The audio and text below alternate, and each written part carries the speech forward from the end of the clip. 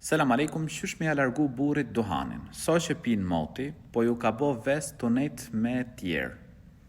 Vazhdon, më pas pyetja, thot, debatojnë, diskutojnë vazhdimisht, derisa ka arrit çështja pra që kjo mendon edhe ndarjen, edhe pse bashkëshorti i saj e pranon se është gabim, por përsëri pra e pika. Unë të këshilloj që jo me mendu ndarjen, duhani është haram. Nuk bën që me e pi, mundohu me urtësi, me butësi, me këshill të mirë, se ndoshta reflekton, ndoshta i largohet duhanit, por nuk ta këshilloj ndarjen, jo.